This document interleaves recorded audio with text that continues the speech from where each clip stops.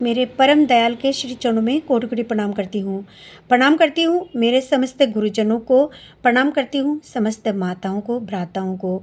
आज ठाकुर जी की अनुश्रुति ग्रंथ से ही एक और वाणी पाठ करने जा रही हूँ और वो वाणी पाठ हमारे जीवन में बहुत इम्पॉर्टेंट रोल अदा करती है। यदि हम इन बातों को अपने जीवन में अमल करके चलें, पालन करके चलें, तो अपने जीवन के दुख को दूर कर सकते हैं। पुरुषोत्तम की अनुश्रुति ग्रंथ से ये वाणी है। पुरुषोत्तम का शिष्ट निर्देश बिन पालन हो दुख अशेष। जहाँ हम पुरुषोत्तम की वाणियों को अपने जीवन में पालन नहीं करते हैं, जहाँ पुरुषोत्तम को अपने जीवन में कोई वरीयता नहीं देते हैं, जहाँ पुरुषोत्तम को इम्पोर्टेंस नहीं देते हैं, जहाँ पुरुषोत्तम को हमेशा इग्नोर करते हैं, वहाँ हमें पुरुषोत्तम ही दुख देते हैं। पुरुषोत्तम ही वो ताकत है, वो शक्ति है जो हमें अपने दुखों से उबार सकते हैं। वो कहीं दूर एक सुख की छाव में हमको ले जा सकते हैं। वो परमपिता हैं और इसीलिए ये वाणी बहुत इम्पॉर्टेंट है कि पुरुषोत्तम का शिष्ट निर्देश बिन पालन हो दुख अशेष। गोवर्धनकारी जो हैं जगत के, सबका ही वर्धन उनके चलन से। दोलन निष्ठा शिथिल विश्वास, अनुगत्य विहीन कृति, आचार्य सानिध्य शुभ नहीं, अभ्यास करते अपनी धृति।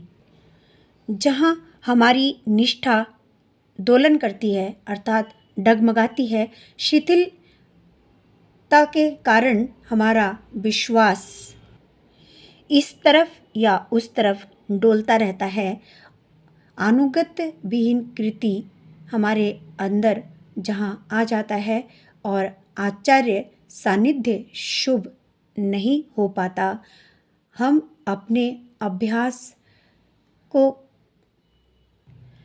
ठाकुर जी के अनुरूप चला नहीं सकते, जहाँ वहीं हमारा पतन हो जाता है और वहीं हमारे जीवन का सर्वनाश हो जाता है। वहीं हमारे जीवन में धर्म नहीं पनप पाता। एक दूसरी वाणी में ठाकुर जी की बात देखिए, कितनी सुंदर ये बात है। प्रेष्ठ तुमसे प्रेम ही करते, दुख कष्ट की फिक्र लिए, मारपीट भी करते यदि, जानो वह तो प्रीति का अभिनय।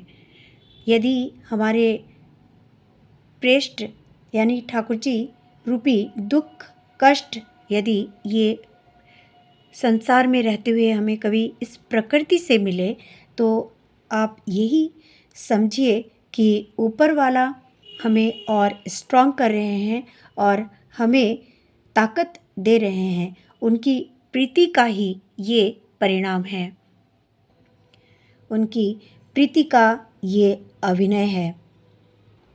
इसलिए उन कठोर परिस्थितियों में अपने आप को निरंतर सत्कर्मों में डुबा के रखने के लिए प्रभु ने हमें आदेश दी है।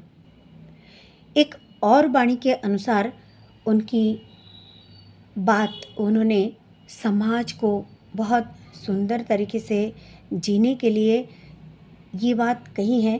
प्रेष्ठ जिसे हो कहते गर, प्रिय के आड़ में लाभ उठाना चाहो, जानते नहीं कि लाभ उठाने में शीघ्र ही लोभ होगा ओ। मतलब हम यदि अपने ठाकुर जी से प्रेम करते हैं, अपने परम पिता से प्रेम करते हैं और केवल यही मन मन में सोचते हैं कि उनसे हम लाभ उठाएंगे, तो उसी क्षण हमारे अंदर की जितनी पवित्रता है उसका लोप हो जाएगा, वो समाप्त हो जाएगा, खत्म हो जाएगा। इसीलिए निस्वार्थ भाव से ठाकुर जी की बातों को अपने जीवन में सुंदर तरीके से हमें पालन करते रहना चाहिए। ठाकुर जी की एक सत्यानुसरण की वाणी है। देखिए, मैंने कई बार ये वाणी अपने बहुत सारे वीडियोज़ में कही है कि অর্থ মান যশ ইত্যাদি পাওয়ার আশা আমাকে ঠাকুর সাজিয়ে ভক্ত হও না, সাবধান হও ঠকবে, তোমার ঠাকুরত্ব না জাগলে কেউ তোমার ঠাকুরও নয়, কেন্দ্রও নয়, ফাঁকি দিলেই পেতে হবে তা। अर्थ मान यश इत्यादि पाने की आशा में मुझे ठाकुर बनाकर भक्त मत बनो। सावधान हो जाओ, ठगे जाओगे। तुम्हारा ठाकुरत्व ना जागने पर कोई तुम्हारा ठाकुर भी नहीं, धोखा देने पर धोखे में पड़ोगे। देखिए, ये जो बात ठाकुर जी की है, ये हमें जीवन में बहुत स्ट्रांगली समझ के उनको पकड़ के रखना है। बस फिर देखिए, जीवन का सारा खेल अपने आप होता जाएगा। आपको किसी भी विषय में कुछ चिंता करने की ज़रूरत ही नहीं होगी। परमपिता स्वयं अपना कार्य आके करेंगे। अनुश्रुति के दूसरे चैप्टर का अंतिम जो वाणी है, वो वाणी अब मैं कहने जा रही हूँ। धर्म के मूर्त अवतार जो हैं, निदेश उनके करने से अवहेला, शैतान के चुंगल में पड़ता ही वह तो डूब ही जाता जीवन बेड़ा। ये जीवन की जो बेड़ा है, जीवन की जो नैया है, वो डूब जाता है यदि हम ठाकुर जी के निर्देशों को अवहेलना करते हैं। और जब हम अवहेलना करते हैं ठाकुर जी की वाणियों को, ठाकुर जी को अवहेलना करते हैं, शैतान के चुंगल में हम स्वयं फंस जाते हैं और स्वयं फंस के ही अपने उस नैया को, उस नाव को डुबा देते हैं।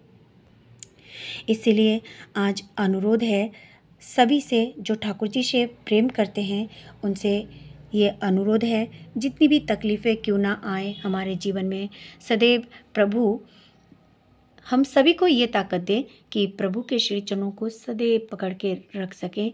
चाहे जितने भी प्रलोभन कहीं से मिले, चाहे जितनी भी तकलीफ़ें कहीं से मिले, हम अपनी नाव को बस चलाते रहें, नाम जप करते हुए बस चलाते रहें, कर्म की ज्योति जला के चलते रहें। फिर देखिएगा, ज़िंदगी की सुनहरी जो भोर है, वो हमारे जीवन को किस तरह से प्रकाशित करती है, किस तरह से आलोकित करती है, किस तरह से उज्जवल करती है, और ये समाज, ये राष्ट्र किस तरह से निखर के उठता है।